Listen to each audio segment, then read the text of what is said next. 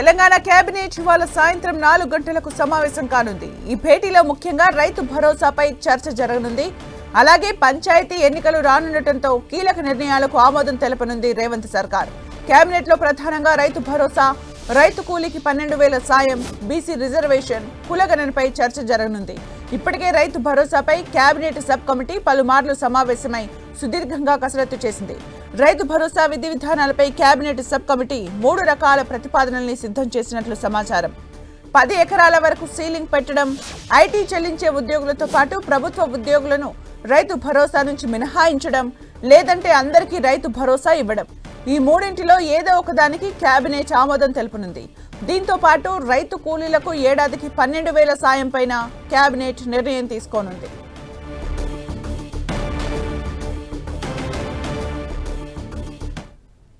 ఇక మరిన్ని అప్డేట్స్ మా ప్రతినిధి కరుణాకర్ అందిస్తారు. కరుణాకర్, తెలంగాణ మంత్రివర్గం ప్రత్యేకంగా సమావేశం కాబోతుంది. సాయంత్రం 4 గంటలకు సచివాలయంలో ముఖ్యమంత్రి రేవంత్ రెడ్డి అధ్యక్షతన జరిగే కేబినెట్ సమావేశంలో పలు కీలక అంశాలపై చర్చించనున్నట్టు తెలుస్తోంది. అందులో ప్రధానంగా రైతు భరోసా పైన ఈరోజు కేబినెట్ కీలకంగా చర్చించనుంది. ఎందుకంటే చాలా రోజులుగా దాదాపు ఏడాది కాలంగా రైతులంతా కూడా రైతు భరోసా కోసం ఎదురు చూస్తున్న పరిస్థితి మనం చూస్తున్నాం. దాదాపు 6 నెలల పాటు కేబినెట్ సబ్ కమిటీ ఏదైతుందో 6 నెలల పాటు కసరత్తు చేసింది. నిన్న కూడా ప్రత్యేకంగా దీనిపై చర్చించింది. ఏ అంశాలు అంటే రైతు భరోసాకు సంబంధించి ఎవరెవరికి రైతు భరోసా చెల్లించాలి, ఎవరెవరిని ఈ పథకం నుంచి మినహాయింపు ఇవ్వాలన్న దానిపై సుదీర్ఘంగా చర్చించి ఒక నివేదిక తయారు చేసింది. ఈరోజు కేబినెట్ సబ్ కమిటీ నివేదికను మంత్రివర్గంలో ప్రవేశపెట్టబోతున్నారు. ప్రధానంగా పంటలు పండించే సాగు చేసే భూములన్నిటి కూడా రైతు భరోసా ఇవ్వాలని ఇప్పటికే నిర్ణయం తీసుకున్నారు. దాంతోపాటు ఎన్ని ఎకరాల వరకు సీలింగ్ పెట్టాలన్న దానిపై కూడా రైతు భరోసాకు సంబంధించి ఒక నిర్ణయం తీసుకునే అవకాశం కనిపిస్తోంది. 7 నుంచి 10 ఎకరాల వరకు సీలింగ్ పెట్టే అవకాశం కనిపిస్తుందని చెప్పి ఇప్పటికే Rythu Bharosa cabinet sub committee నిర్ణయం తీసుకున్నట్టు తెలుస్తోంది. దాంతోపాటు ప్రభుత్వ ఉద్యోగులు ఐటీ చెల్లింపుదారులను కూడా మినహాయిస్తే ఎలా ఉంటుందన్న దానిపై కూడా కేబినెట్ సబ్ కమిటీ సమాలోచన చేసినట్టు తెలుస్తోంది.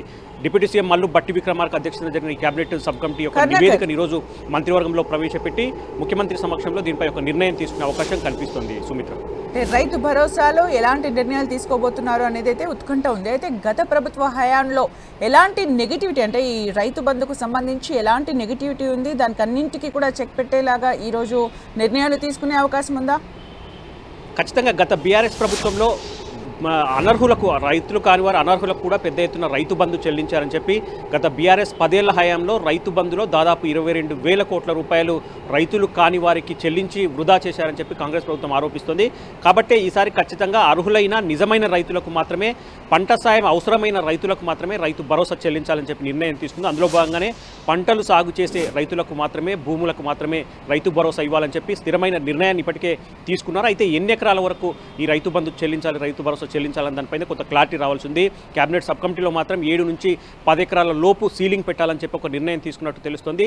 దాంతోపాటు ఐటీ చెల్లింపుదారులు కావచ్చు, ప్రభుత్వ ఉద్యోగులు కావచ్చు, ప్రజాప్రతినిధులు, ఎమ్మెల్యేలు, ఎంపీలు, ఎమ్మెల్సీలు లాంటి ప్రజాప్రతినిధులను కూడా ఈ పథకం నుంచి తప్పిస్తే ఏ విధంగా ఉంటుందన్నది కూడా కేబినెట్ సబ్ కమిటీ సమాలోచనలు చేసింది. కాబట్టి పూర్తి స్థాయిలో నివేదిక రూపొందించింది. కాబట్టి ఈరోజు కేబినెట్ ముందుకు ఈ నివేదిక రాబోతుంది. ఈ నివేదికపై సుదీర్ఘంగా చర్చించి ఒక నిర్ణయం తీసుకునే అవకాశం కనిపిస్తుంది. దాంతోపాటు రైతు కూలీలకు కూడా ఏడాదికి 12,000 రూపాయలు చెల్లిస్తామని చెప్పి కాంగ్రెస్ పార్టీ ఎన్నికల్లో హామీ ఇచ్చింది. దానిపై కూడా ఈరోజు చర్చించి ఒక నిర్ణయం తీసుకునే అవకాశం కనిపిస్తుంది. రైతు కూలీలను ఏ విధంగా గుర్తించాలి, ఉపాధి హామీ జాబ్ కార్డులు ఉన్న వాళ్ళందరికీ కూడా రైతు కూలీలుగా గుర్తించాలా, లేకపోతే ఎవరైతే పనిలోకి జాబ్ కార్డులు ఉన్నప్పటికీ కూడా పని చేసేవారు ఎవరైతే ఉన్నారో రైతు కూలీలు వాళ్ళకే చెల్లింపు చేయాలన్న దానిపై కూడా ఈరోజు కేబినెట్ సమావేశంలో చర్చించే అవకాశం కనిపిస్తోంది. ఇక మిగతా చాలా అంశాలు కేబినెట్ కమిటీలో ఈరోజు కేబినెట్ సమావేశంలో చర్చకు వచ్చే అవకాశం ఉంది. సుమిత్ర, కరుణాకర్, అంటే ఈ భేటీ ఎన్ని గంటలకు ప్రారంభమయ్యే అవకాశం ఉంది? ఈరోజు రైతు భరోసా పాటు ఇంకే ఏ అంశాలపై ముఖ్యంగా చర్చ జరిగే అవకాశం ఉంది? సాయంత్రం 4 గంటలకు సచివాలయంలో రేవంత్ రెడ్డి అధ్యక్షతన సమావేశం ప్రారంభమవుతుంది. దాదాపు ఈరోజు సమావేశం కొంత సుదీర్ఘంగా సాగే అవకాశం కనిపిస్తుంది. ఎందుకంటే రైతు భరోసా, రైతు కూలీల అంశాలతో పాటు చాలా అంశాలు చర్చకు వచ్చే అవకాశం ఉంది.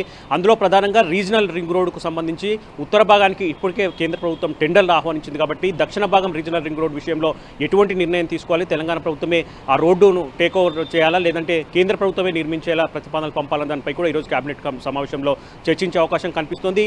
ఇక దాంతోపాటు కొత్త రేషన్ కార్డులు జారీ చేయాలని చేయాలని చెప్పి ఇప్పటికే నిర్ణయం తీసుకున్నారు. కాబట్టి సంక్రాంతి నుంచి కొత్త రేషన్ కార్డుల ఇప్పటికే దరఖాస్తులు ఆహ్వానించారు. ఇంకా కొత్తగా ఎవరికైనా కావాలంటే కూడా కొత్తగా దరఖాస్తులు ఆహ్వానించి పూర్తి స్థాయిలో అందరికీ కొత్త రేషన్ కార్డులు జారీ చేయాలని చెప్పి ప్రభుత్వం ఈ రోజు కేబినెట్ సమావేశంలో చర్చించే అవకాశం కనిపిస్తుంది. ఇక స్థానిక సంస్థల్లో బీసీ రిజర్వేషన్లు కావచ్చు, లేకపోతే ఎస్సీ వర్గీకరణ అంశం కావచ్చు, లేకపోతే పంచాయతీలను కార్పొరేషన్లు మున్సిపాలిటీలు విలీనం చేసే అంశం కావచ్చు, దాంతోపాటు టీటీడీ తిరుమల తిరుపతి దేవస్థానం బోర్డు తరహాలోనే యాదగిరిగుట్ట కూడా ప్రత్యేకంగా ఒక బోర్డును ఏర్పాటు చేయాలని చెప్పి కూడా ప్రభుత్వం భావిస్తోంది. ఈ అంశంపై కూడా ఈ రోజు జరిగే కేబినెట్ సమావేశంలో చర్చించే అవకాశం కనిపిస్తుంది. సుమిత్ర, ఇప్పుడు ఇంతకు ముందు అంటే ఇప్పటికే రేవంత్ రెడ్డి కొన్ని వ్యాఖ్యలు చేయడం జరిగింది. అంటే చేయాల్సినవి చాలా ఉన్నాయి కానీ ఖజానా ఖాళీగా ఉంది అని కూడా మాట్లాడారు. ఎకనామిక్గా కూడా స్ట్రాంగ్ అవ్వాలని కూడా చెప్పారు. ఆ దశగా కూడా ఏమైనా నిర్ణయాలు తీసుకునే అవకాశం కనిపిస్తోందా?